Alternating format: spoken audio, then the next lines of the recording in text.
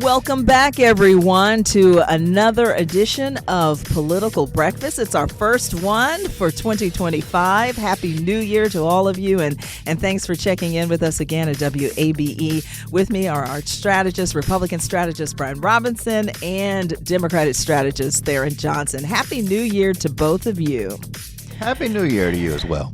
Happy New Year, Lisa. I'm looking forward to 2025. Me too. Yeah, it's been good so far. We're into day 6, so, so far so good. But I think the last time we talked, President Jimmy Carter was still with us, and now he is not. And we are in the middle of all the ceremonies, the farewell ceremonies, and the tributes, and, saying goodbye to this former president. And just wanted to gather your thoughts, because I know you both have had a lot of interaction with him, and of course have a lot of thoughts about him as well. I'll get started, but, back in March of last year, when President Carter got put into hospice, we were doing a live event together. And I said then, hospice doesn't count for this guy the way it does for everybody else. I mean, who goes into hospice and then stays there for a year and a half, right? I mean, the guy was just obviously a machine and just had a lot of living to do.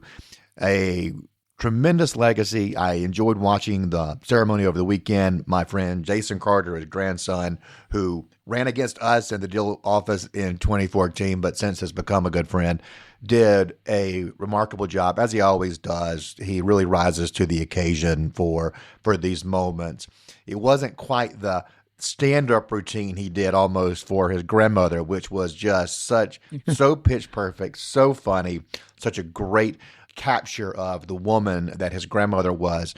But it was a really serious, solemn tribute to his legacy and to that of the Carter Center and the workers there who are carrying on that legacy. We will spend this week celebrating this incredible life, and a life that I think we can all agree is as full and powerful as any life can be. As someone said, it's amazing what you can cram into 100 years. When you look back over these past 44 years since he's been out of office, the work that they did has been utterly remarkable. Now, he probably got on some Republicans' nerves and some Democrats' nerves by, being involved in some foreign affairs from time to time. But if you look at what he did on healthcare, eradicating preventable diseases in poor villages in Africa, for example, for promoting democracy and free, fair, and transparent elections in developing countries. Those are things that are going to live on for a long time. And we're so proud that he's from Georgia. We're so proud of all that they accomplished. And it's been heartwarming to see the bipartisan outpouring of support for the Carter family during this time. Yeah, Jason affectionately calls him Papa. So, yeah, he gave a fine tribute to his Papa over the weekend. Tharon, what are your thoughts or memories? Well, I was instantly reminded of just what Congressman Lewis, my former boss, my hero, used to say about President Jimmy Carter, and that was he was the kindest man to ever occupy the Oval Office. He always talked about his kindness. And, Brian and I, we both write columns in the Georgia Trend. I did an entire article about him, and I talked about the man that many of us in Georgia appreciated, having a former president come back to Plains, Georgia, and live a life that was full of service. But, there are a few things that really stands out to me, Lisa. Number one, as governor, he served in the legislature first, in the Senate. He became governor. And the one thing that a lot of civil rights leaders you saw come out this past week and talked about how he embraced civil rights. He just didn't talk about it. He just didn't say, hey, I would support it. No, he embraced it. And the educational opportunities that he provided for us. And the one thing that we oftentimes don't give him a lot of credit for is that he served in the U.S. Navy. He was lieutenant in the Navy. And so we also thanked him for his service. But I was reminded by a pastor who was a big fan of Jimmy Carter and wanted me to talk about really his Christian faith. If you really know a lot about Jimmy Carter, it was his Christian faith and his belief in God, which was really his guiding principle, how he sort of controlled his emotions, but also how he always was a seeker of diplomacy. And then, as president, it was a challenging time for him. I mean, he only served one term and he made some very unpopular decisions. But again, I think this was a man who was really driven by his faith. And then the last thing I would say is that as we enter 2025 and we already see so many bad things that are happening in this country, we have tribalism on both sides of the aisle with our politics. I hope that we are reminded by the kindness that Jimmy Carter brought to us. And I think that a lot of folks, as Congress gets ready to start, the legislative session starts back, we have new council members, new commissioners coming together. Let's be reminded of what Jimmy Carter really ultimately stood for, and that is love for all mankind, making sure that we focus on affordable housing, his Christian faith, the man, and also not being afraid to make tough, unpopular decisions, even if that's truly what you believe in your core is the right thing. And so he's going to be missed.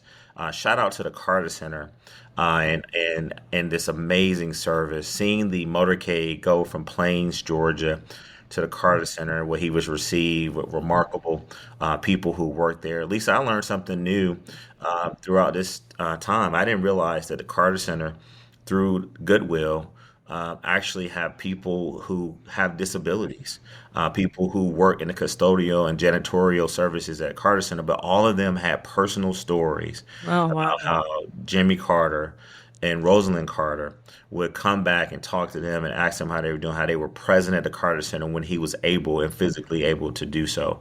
And so just a wonderful tribute in Georgia. We're gonna miss a great man.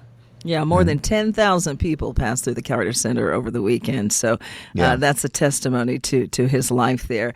That was kind of a sad marker over the holiday weekend, and then past 2 weeks, rather. And then we had a tragic one as well out in New Orleans. University of Georgia student who was critically injured in the New Year's Day terror attack in New Orleans. I don't know, you just kind of shake your head because it's almost like, I thought immediately, you can't do anything these days. You can't go anywhere these days, can you?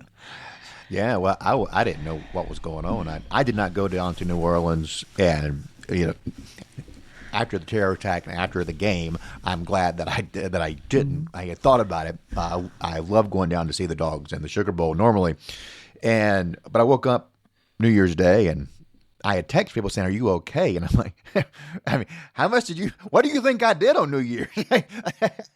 I'm an old man. I'm not out doing anything crazy. And then I saw the news and I was like, oh. And I was like, well, look, I wouldn't have been out at 3:15 anyway, just because I am an old man, but that is absolutely awful. And I knew exactly where that was. I remember from my time at previous Sugar Bowls where that intersection that he entered was. And, a friend of my brother's who was out there on Bourbon Street that night was in a bar where the truck came to a stop, and they just heard a crash and screaming, and walked out and saw had to basically walk past the bodies of the deceased victims, which is just traumatizing and absolutely awful. I don't have any greater thing to say about it. I think New Orleans is going to have a problem for not having a security perimeter there on the French Quarter on New Year's Eve. There should have been one there. But at the same time, I'm not one to say cities and states have to take every precaution and prevent every disaster. We can't. And in the wake of these tragedies, our reflex is, how do we make sure this never happens again? And of course, that's a noble goal, but we are never going to stop an act of evil from killing people if there is a determined person willing to kill themselves. This is sadly a part of our lives in America today. And I don't think that we can spend enough or we can take enough of our personal freedoms away to make sure it never happens again. And I'm not like being callous to the pain and the suffering, because I feel these things very deeply. I hurt for my nation, but there's a balance that we have to maintain, and it's going to be impossible to stop people from doing stuff like this. Yeah, in case you missed it, this man broke through barriers in the French Quarter early New Year's Day, and police say he intentionally plowed his truck into this crowd of pedestrians. he was killed by police, and FBI agents would later find an ISIS flag Yeah. located inside his truck. So, several touch points there. Tharon, what were your thoughts? Because we immediately thought you may have been there as well. Well, I thought B-Rob may have been there Yeah. as well. So we both we were all thinking the same thing, and you guys teased me before the year ended that I was sort of gallivanting all across the world during different events, following my Falcons. But Yeah. no, I I decided. think fancy. We said fancy. We'll talk about where you are now later. Yeah. But Yeah. Reporting Well, live we're not from gonna talk Baja about Mar. This Yeah. this is national security. Okay, do not okay. Yeah.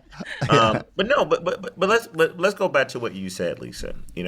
Are we in a? Is it safe to go anywhere? I don't want to overstep that statement you made, because honestly, it made all of us think about that. I mean, think about it. 3 a.m. People are out celebrating New Year's, and you see a white truck going down that intersection that B-Rob talked about, Bourbon and Canal. I mean, how many of us, whether we were sober or not, have walked past that very popular intersection? And what the surveillance cameras showed, Lisa, is that the city has been operating with police cars blocking the intersection, and they have these sort of barricades that are remote that goes up and down. But this guy Jabbar went up on the sidewalk and went past that cop car and literally was out to kill innocent people. And so I would say this, Lisa, we as people who are living in a country right now with a lot of mental illness, a lot of hatred, and a lot of evil, just quick, for our listeners, this is a guy who served in the military, right? Who was honorably discharged, came to Atlanta, Georgia, attended Georgia State University and graduated, pursued a master's degree. If you listen to a lot of podcasts, which I've had, NPR has a really good sort of cover story of this gentleman. But he lived in Houston in a quiet neighborhood, was a very quiet guy, kind of stayed to himself. But we also see footage of him riding a bike along the pathway which he planned and plotted out, these glasses, to sort of look at the area. There was also reports, Lisa, about people saw the explosives in the back of his pickup truck, and there's surveillance that saw that people were looking at it. So this was clearly a meditated, concocted terrorist attack, and that's what we got to call it. And I was very happy to see President Biden come out and instantly update the American people about what happened. But I also was very happy to see that the New Orleans Police Department, the superintendent there, was very honest and transparent about what happened. Now, to B-Rob's point, they got two big events coming up. They got the Super Bowl in February, and they also have Mardi Gras. And so let's bring this home to Atlanta.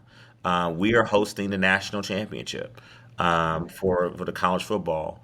Unfortunately, our dogs won't be in the championship, but I guarantee you every single mayor, police chief, public safety commissioner, governor are all thinking about what do we do to protect innocent lives and citizens when we have these big events. Last thing I would say is this, Lisa. The one thing that really I cannot understand is what really was going on in this man's head. It was also reported he was going through a divorce or went through a divorce, and I think that the mother of his kids and the stepfather had decided that they were not going to let him see the kids anymore. I think maybe he had two daughters or son and daughter. I can't remember exactly. But, how does a person get to a point where you're going to go rent a pickup truck and drive it down the street 65 to 75 miles per hour and not just, accidentally bumping into people, no, literally swerving, targeting folks, and then to get out and then to partake in a shootout? And so that is what scares me. That's what worries me a lot about where we are. And I just think that we as citizens now have got to be really alert that if you see anybody going through, and how many times have we talked about this, Lisa?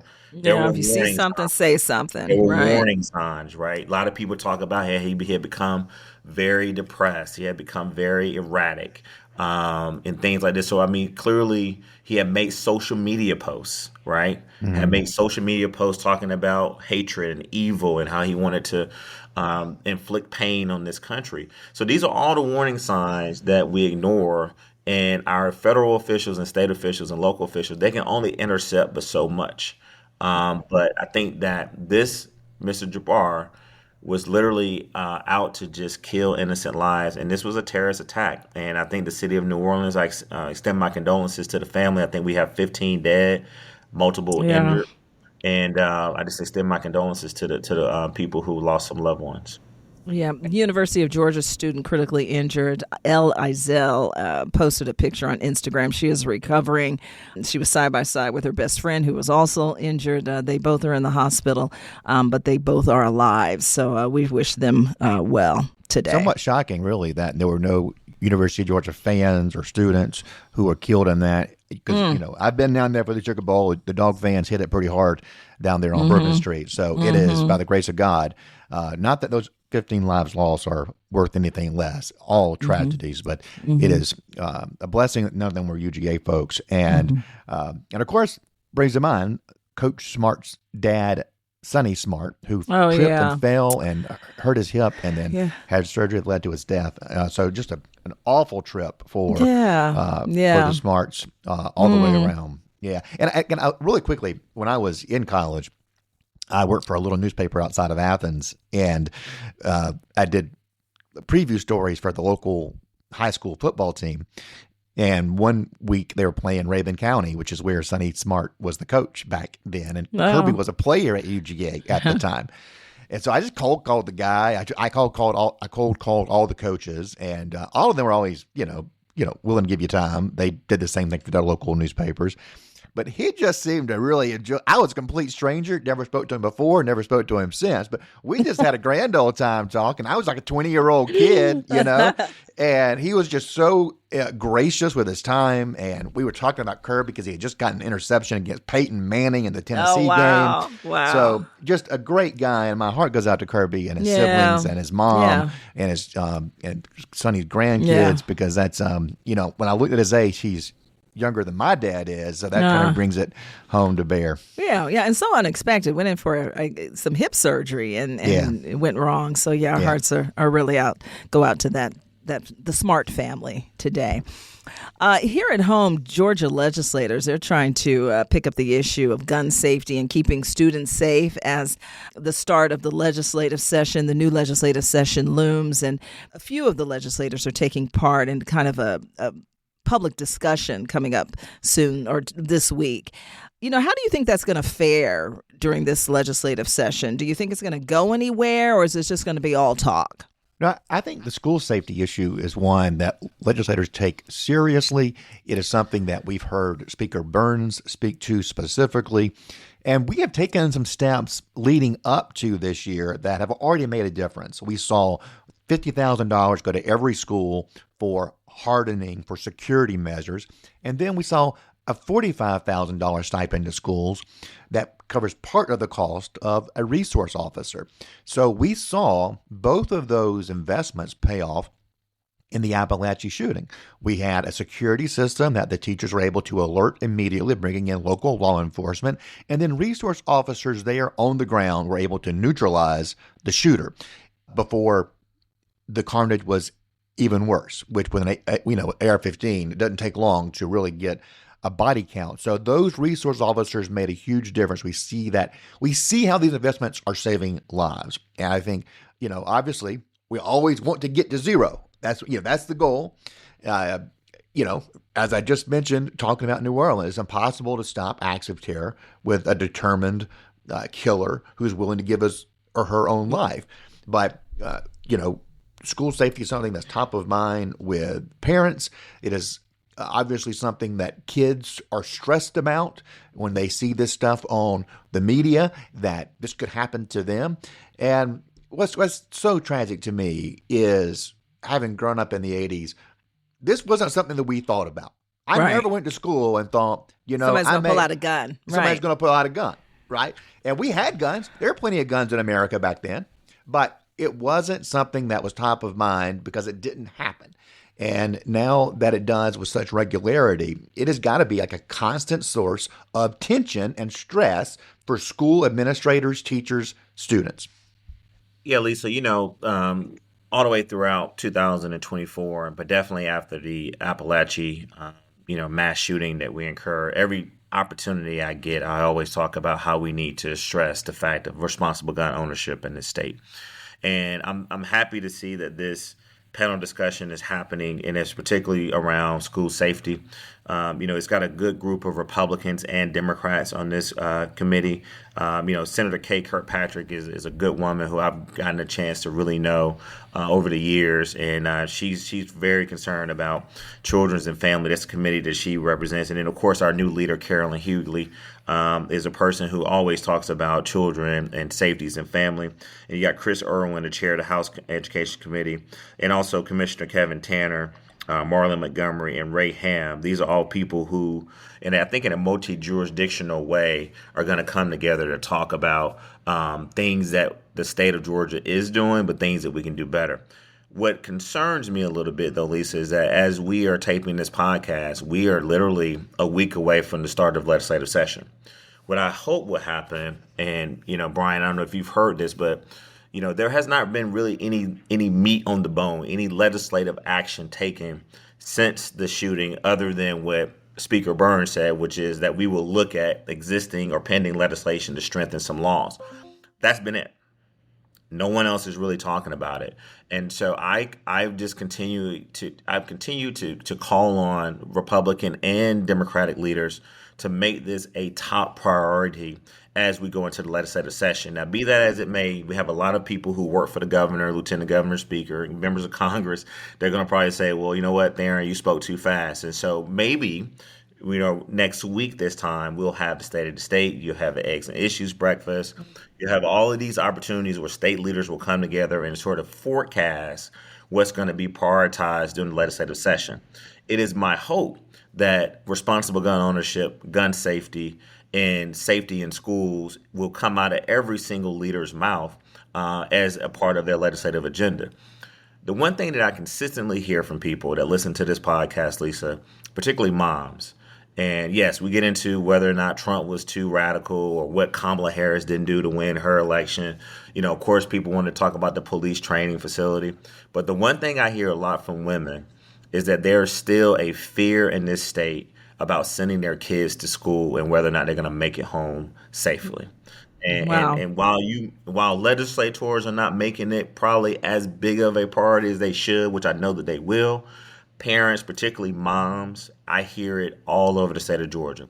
One easy thing we can do, Lisa, is that right now in the state of Georgia, we do not have a trained resource security officer in every single school in the state of Georgia. I'm going to repeat that. Right now, as we are in January in 2025 in the state of Georgia, we do not have a trained, armed resource security officer in every single school in the state of Georgia. And when I talk to teachers, one of the things that they talk about is, I know that high schools and middle schools are prioritized, but we need them in elementary schools as well.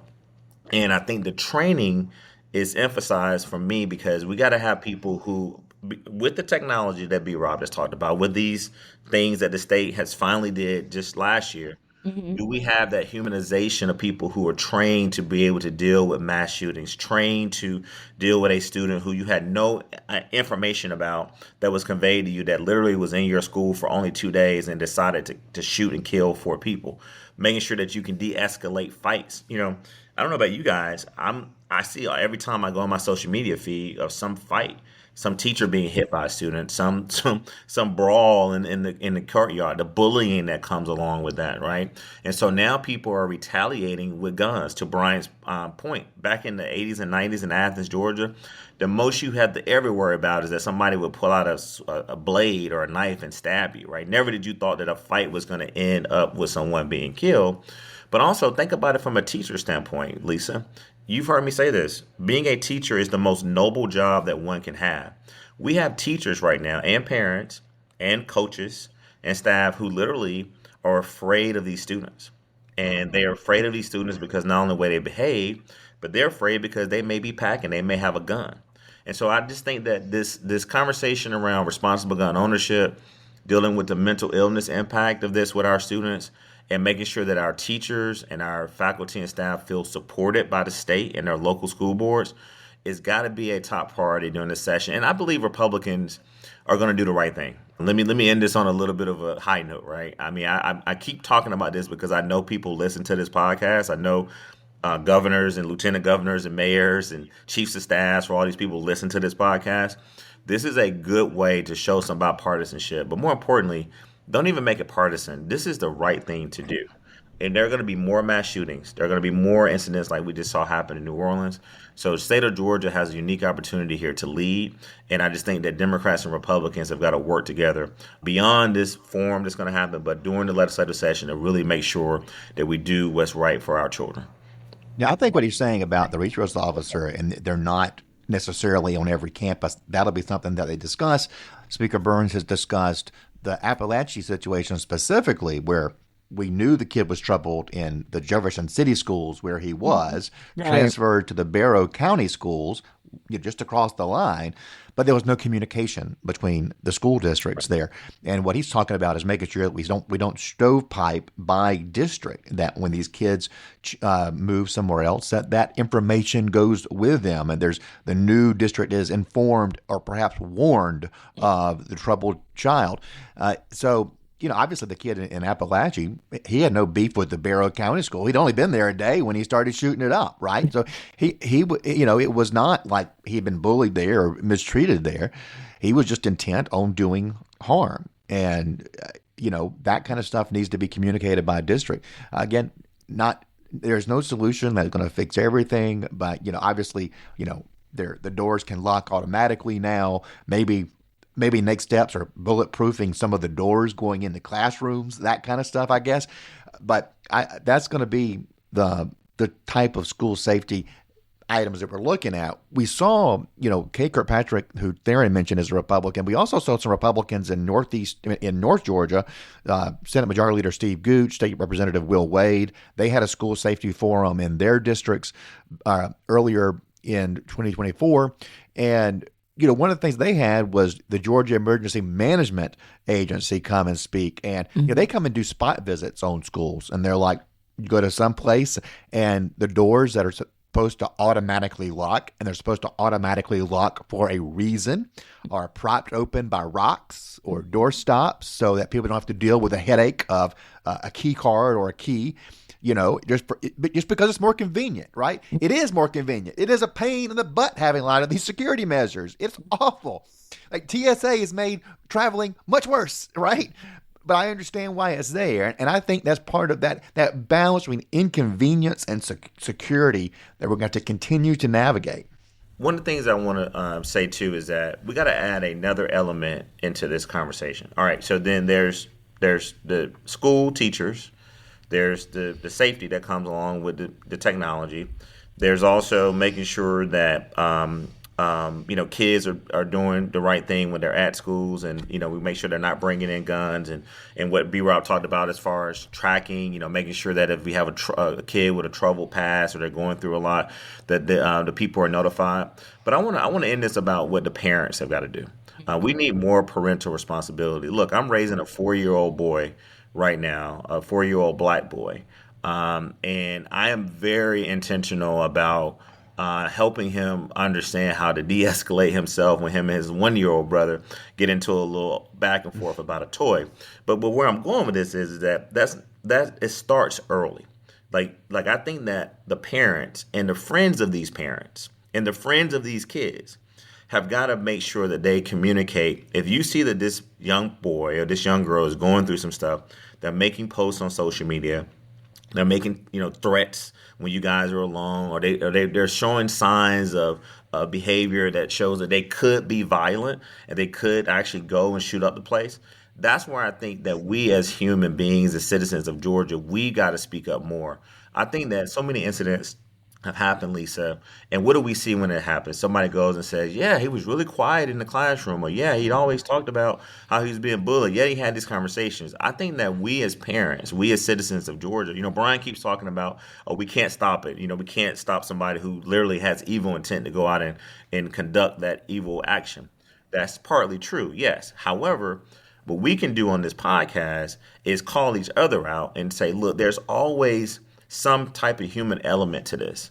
And I think that our leaders, yes, it's good that Gooch and Wade are having that forum. I'm happy to see that they've done it. Those are two good Republican men. But we also got to make sure that the parents feel accountable and the siblings and the students' peers feel comfortable enough to come forward with information. See, back in the day, snitching, you didn't want to be a snitch, right? You didn't want to be that student that goes and tells, on the student. But no, I think we need more snitches. When it comes to, these days for sure, you really do. You know that you're, and this is the young people who listen to this podcast. I get young people who come to me all the time, teenagers. If you know that your friend or your sibling or someone is talking about shooting up a school, say something. Right. If you know that they're quiet and they can be violent and they got mental issues that you feel that may need to be diagnosed, say something. Say something. And so I think that the parents also need to know that it's your responsibility that if your kid is being bullied or is thinking about shooting up a high school, beyond just you being held responsible after it happens, no, you need to ask for help. You need to say, look, I have a young teenager living in my house who I cannot control anymore. He is out of control. He's watching all this stuff on social media. He's following all this propaganda. I think we got to have that real conversation. So I would hope that during the session, we'll have a lot of parents who feel like they need help that can go to some of these state and local agencies and ask for that assistance. Yeah, student safety is very concerning and very important in 2025 to a lot of people for sure. All right, well, that does it for us today. I want to thank you both for another great show. Thank you. And I want to say Happy New Year again. Later in the week, we're going to take a look at public safety issues. We're going to talk about those calls for more safety measures on public transportation in Atlanta. That's on the next edition of Political Breakfast.